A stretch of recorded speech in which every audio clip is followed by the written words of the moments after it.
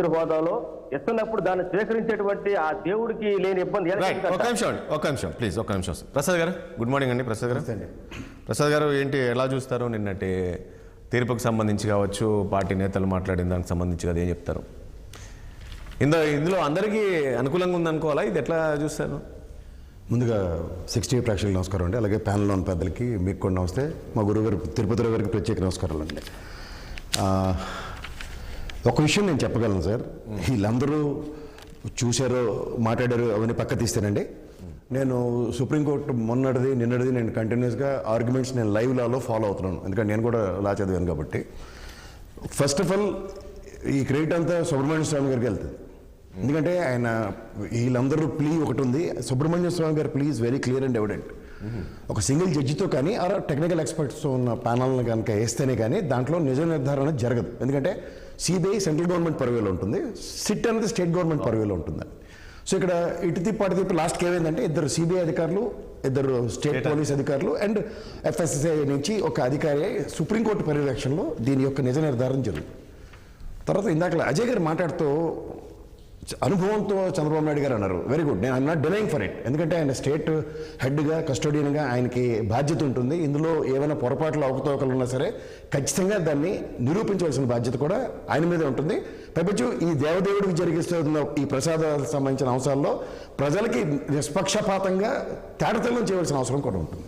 So ఇక్కడ మీరు ఈ ప్రొసీడింగ్స్లో కనుక చూస్తారండి, 30వ తారీఖు నాడులో సెకండ్ ఒపీనియన్ దీని మీద ఏమైనా తీసుకున్నారా అన్నది ఫస్ట్ క్వశ్చన్. ఎందుకంటే మనకి ఎన్ఐఎన్ టెస్ట్ రిపోర్ట్ల మీద, ఎందుకంటే ఎన్ఐఎన్ అన్నది అండ్ ఎఫ్ఎస్ఎల్ అన్నది ఇక్కడ హైదరాబాద్లో ఉన్నాయి, నెక్స్ట్ మైసూర్లో ఒకటి ఉంది. And in the same scenario మైసూర్కి పంపించిన రిపోర్ట్ ఈ రోజు దాకా ఎవిడెన్స్ కాదు.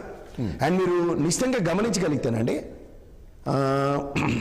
ఎన్డీటీవీ రిపోర్ట్లో మీరందరూ కూడా చూస్తే చాలా బాగుంటుందండి. ఎందుకంటే అది ఇట్స్ క్లియర్గా దాంట్లో ఏం చెప్పారంటే లాస్ట్ ఎన్డీటీవీ రిపోర్ట్ కనుక మీరు చూస్తే అది ఒక దగ్గర 45 పేజీల పైన ఉందండి. లాస్ట్ దాంట్లో మీరు టెక్నికాలిటీస్ ఒకసారి చూడండి. దాంట్లో ఇది నథింగ్ బట్ 4th పాయింట్ ఏంటంటే 4th non perishable items after the month of reporting అన్న దగ్గర 5th పాయింట్లో the test shall not be reproduced wholly or in part in any manner whatsoever by anyone and cannot be used at an evidence in any court of law. అంటే NDTV report technicalities అన్నది it varies and varies and varies. తర్వాత ఇవాళ తిరుపతికి సంబంధించిన విషయంలో sir నేను కూడా చాలా రెగ్యులర్గా ఆల్మోస్ట్ 3-4 మంత్స్కి ఒకసారి నేను తిరుమల వెళ్తాను. నేను శాంపుల్ ఏదైతే ఉంటుందో సార్ 3 శాంపుల్స్ చేస్తారు. ఒకటి మాయిశ్చర్ గురించి, రెండోది ఏంటంటే అందులో ఏమైనా ఫారెన్ ఆయిల్స్ ఏమైనా కలిసాయా, అండ్ మూడోది ఏంటంటే ఈ ఫుడ్ గ్రెయిన్స్ సంబంధించిన టెక్నికాలిటీస్ని జస్టిఫై చేస్తున్నాయా లేదా అన్నది 3 శాంపుల్స్ చేస్తారు. మీరు గమనిస్తేనండి 3 శాంపుల్ టెస్ట్ ల్యాబ్లో ఉన్న దగ్గర నేను పవన్ కళ్యాణ్ గారు మొన్న మా దీక్ష ప్రారంభించినప్పుడు ఒక సెన్సిబుల్ పాయింట్ మాట్లాడారు. ఏంటంటే ఎవరో గ్రౌండ్ లెవెల్ స్థాయిలో వ్యక్తులు ఏదైనా మ్యానిపులేట్ చేయడానికి కూడా ఛాన్సెస్ ఉంటాయని. కానీ అక్కడ ప్రాక్టికల్గా అది ఇంపాసిబుల్ టు నెక్స్ట్. ఎట్లా తెలుసా సార్, లోపలికి పంపించిన కంటైనర్ శాంపుల్స్ 3 అండ్ బయట ఉన్న కంటైనర్ శాంపుల్స్ 3 ల్యాబ్కి పంపిస్తారు. దాని మీద మీరు ఏఆర్ డైరీ అని కానీ లేకపోతే వైష్ణవి డైరీ కానీ ఏ డైరీ పేరు మెన్షన్ చేయరు. మెన్షన్ చేయకుండా ఈ శాంపుల్స్ 2 అంటే లోపల ఉన్నది ఇది కనుక సేమ్ వాల్యూస్ ఎస్ వాల్యూస్ కనుక సేమ్ అయితేనే this truck will be entered in to the TTD port, otherwise get out. ఇది తెలుగుదేశం ఆయన నుంచి అంటే తెలుగుదేశం అంటే లాస్ట్ గవర్నమెంట్ 14 సార్లు, వైఎస్ఆర్సీపీలో 18 సార్లు రిజెక్షన్ ప్రొసీజర్ ఉంది. అందులో డీవియేషన్స్ ఇంపాసిబుల్ టు నెక్స్ట్. మీరు ఇంకోటి చెప్తా, లాస్ట్ టీటీడీ బోర్డులో 7వ తారీఖు ఆగస్టు 23 ఇవన్నీ తెలియకుండానే ముఖ్యమంత్రి గారు కామెంట్ చేసి ఉంటారు అనుకుంటారా? కాదు కదా. ఇక్కడ ఒకటి గుర్తుంచుకోండి సార్, మీరు ఏ ప్రభుత్వం తీసుకోండి, కొత్త ప్రభుత్వం వచ్చిన వెంటనే తిరుమల తిరుపతి దేవస్థానాన్ని భ్రష్టు పెట్టించారు, మేము ప్రక్షాళన చేయాలని స్టాండర్డ్ స్టేట్మెంట్స్ ఉంటాయి. దాంట్లో నేను పయ్యాల కేసు దగ్గర ప్రెస్ మీట్ కూడా మీరు నిశ్చితంగా గమనించండి.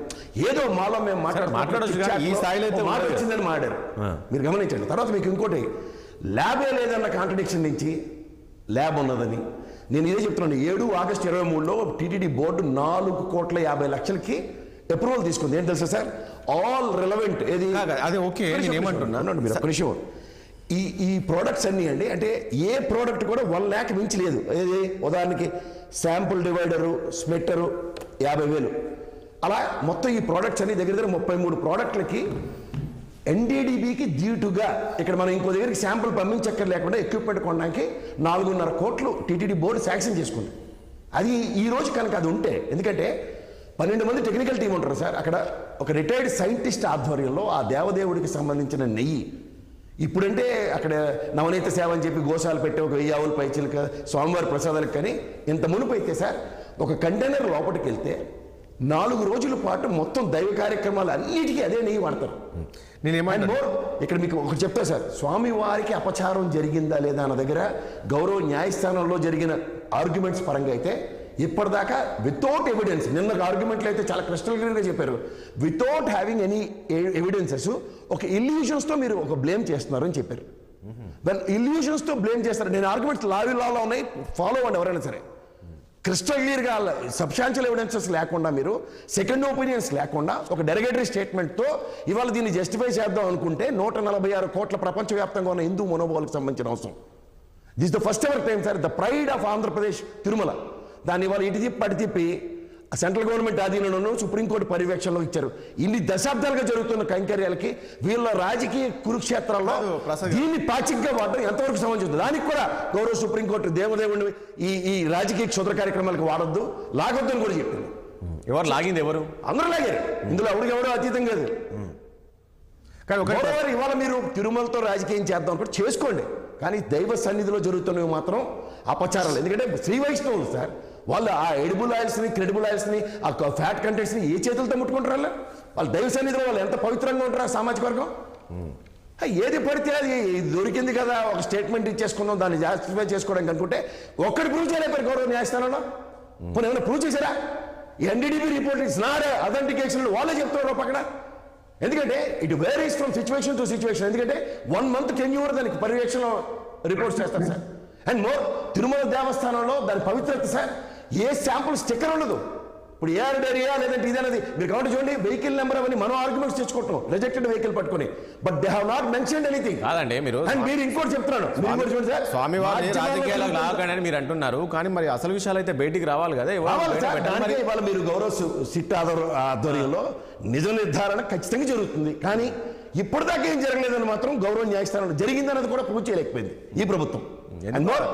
జూన్ జూలైలో ఏఆర్ డైరీని 16 టన్నులు సప్లై చేసామని చెప్పింది, మిగిలినది వాళ్ళు రిజెక్ట్ చేశారన్న దగ్గర వాళ్ళు ఏ విధంగా ఎవిడెన్సెస్.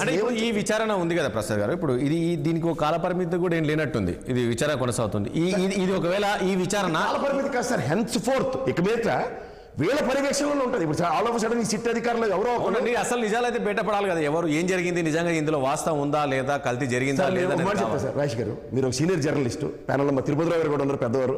ఒకటి చెప్తాను, ఇవాళ ఇందులో ఇది తప్పు జరిగిందని గౌరవ న్యాయస్థానంలో ఇది ప్రూవ్ చేస్తే తప్పు జరిగిందని ఒప్పుకోవాలి. ప్రూవ్ చేయలేనప్పుడు ఎందుకు తప్పు జరిగిందని ఒక illusion, that's what yesterday's argument sir. ఒక ఫ్రిక్షన్లోనో ఒక ఇల్యూజన్లోనో మాట్లాడుతుంటే హౌ ఇట్ ఈస్, జరగనిది జరిగినట్టుగా భ్రమించకండి. తెలుగులో చెప్తున్నా, భ్రమిస్తే అది ప్రూవ్ చేయండి. భ్రమించడానికి సెకండ్ ఒపీనియన్ ఏది? ఇవేమీ మాట్లాడకుండా ఏదో జరిగి